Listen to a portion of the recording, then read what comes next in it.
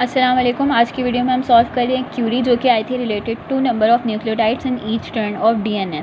सही है, तो पहले अगर आपको न्यूक्लियोटाइड का स्ट्रक्चर पता होगा सही से तभी आप बता सकते हैं कि एग्जैक्टली न्यूक्लियोटाइड्स कितने होते हैं एक टर्न में। तो हमारे पास जो न्यूक्लियोटाइड था वो उस बना हुआ था, एक बेस थी, एक शुगर था और उसके साथ बॉन्ड हुआ हुआ था फॉस्फेट का। जो न्यूक्लियोटाइड बनता है वो बनता है न्यूक्लियोसाइड से, यानी कि पहले शुगर और बेस का आपस में बॉन्ड बनता है जो कि कहलाता है न्यूक्लियोसाइड। फिर जब उसका फॉस्फेट के साथ बॉन्ड बन जाता है तो वो एक न्यूक्लियोटाइड बनाता है। इसी तरह से बहुत सारे न्यूक्लियोटाइड ऊपर नीचे जब ज्वाइन होने लगते हैं तो वो बना लेते हैं एक पॉलीन्यूक्लियोटाइड चेन जो कि होती है बेसिकली यानी कि एक सिंगल स्ट्रैंड बन जाता है जो कि होती है बेसिकली आरएनए के अंदर। और फिर जब इस तरह से दो स्ट्रैंड आपस में उनका बॉन्ड बनने लगता है तो हो जाते हैं डबल स्ट्रैंडेड, जिस तरह से डीएनए के अंदर होता है। और हमें पता है जो डबल स्ट्रैंड बनता है यानी जो बॉन्ड बनता है दोनों स्ट्रैंड के दरमियान वो बेस की पेयरिंग की वजह से बनता है। तो डबल स्ट्रैंडेड डीएनए के अंदर बेस पेयर्स होते हैं। फिर यही वाली बात कि जो डीएनए के अंदर टर्न आता है वो आता है तकरीबन कोई 10 बेस पेयर्स के बाद, ठीक है। लेकिन बुक में वर्ड यूज़ किया हुआ है 10 मोनोन्यूक्लियोटाइड, यानी कि उन्होंने जब यहाँ पे आपको बताया उस तरह से बताया 1 2 3 4 5 6 7 8 9 10, यानी उन्होंने आपको एक स्ट्रैंड के न्यूक्लियोटाइड्स काउंट करके बताएं, तभी इन्होंने मोनोन्यूक्लियोटाइड का वर्ड इस्तेमाल किया। यानी कि अगर हम इसको काउंट करेंगे मोनोन्यूक्लियोटाइड के हिसाब से तो यहाँ पे 10 होंगे, लेकिन हमें पता है कि डीएनए सिंगल स्ट्रैंडेड नहीं है, डबल स्ट्रैंडेड है। तो अगर 10 मोनोन्यूक्लियोटाइड्स हैं तो ऑब्वियस सी बात है कि उनकी पेयरिंग हुई हुई है, तो उनके सामने भी इसी तरह के 10 मज़ीद मोनोन्यूक्लियोटाइड्स प्रेजेंट होंगे डीएनए के अंदर। तो हमारा जो सवाल था कि number of nucleotides in complete turn off DNA, तो उसका जवाब इस तरह से हो जाता है कि उसका जवाब हो जाता है हमारे पास 20 न्यूक्लियोटाइड्स। क्यों?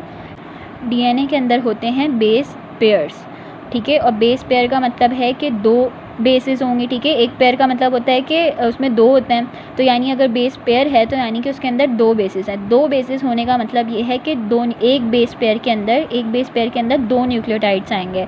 और अगर एक टर्न में हमारे पास 10 बेस पेयर्स होती हैं तो इस हिसाब से हमारे पास टोटल न्यूक्लियोटाइड हो जाएगी 20। सिंपली अगर सिर्फ आपने वर्ड के ऊपर ध्यान देना है कि वर्ड क्या लिखा हुआ है। अगर वहाँ पे आपसे पूछा जाएगा कि एक टर्न के अंदर कितनी बेस पेयर्स होती हैं तो आप बताएंगे 10, ठीक है। 10 बेस पेयर्स होती हैं। इस तरह से 10 बेसेस आपस में पेयर हुई हुई होती हैं। 10 बेस पेयर होने का मतलब ये है कि टोटल न्यूक्लियोटाइड्स कितने हो जाएंगे 20 न्यूक्लियोटाइड्स।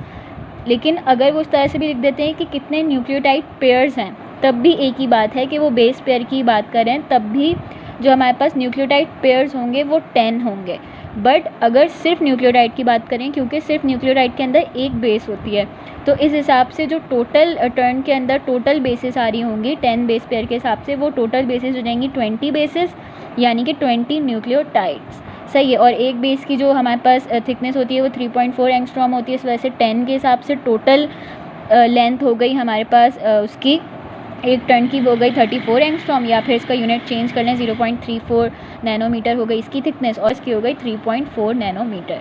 इस हिसाब से यहाँ पे आंसर जो होगा वो 10 न्यूक्लियोटाइड्स होगा। बस आपने याद रखना है आंसर होगा 20 न्यूक्लियोटाइड्स। आपने याद रखना है कहाँ पे 10 कहाँ पे 20 का वर्ड यूज़ करेंगे। जहाँ पेयर आ जाएगा वहाँ पे 10 हो जाएगा, चाहे पेयर ऑफ न्यूक्लियोटाइड हो या पेयर ऑफ बेसिस हो, तो एक टर्न में वो 10 ही होती हैं। लेकिन अगर वो सिर्फ बेसिस पूछ रहे हैं या वो सिर्फ न्यूक्लियोटाइड पूछ रहे हैं तो वहाँ पे आंसर 10 से 20 हो जाएगा because DNA is double stranded helix. सही है। आई होप यहाँ पे आपको ये वाली क्यूरी कम्प्लीटली क्लियर हो गई होगी। बुक में पेज नंबर 151 के ऊपर ये वाला वर्ड गिवन है। सही है, फर्स्ट पैरा की लास्ट लाइन में बताया हुआ है। यहाँ तक अब भी कोई कन्फ्यूजन हो तो आप कमेंट करके पूछ सकते हैं। इसके अलावा भी स्पेसिफिकली किसी टॉपिक में कन्फ्यूजन हो तब भी आप हमसे पूछ सकते हैं। Thank you.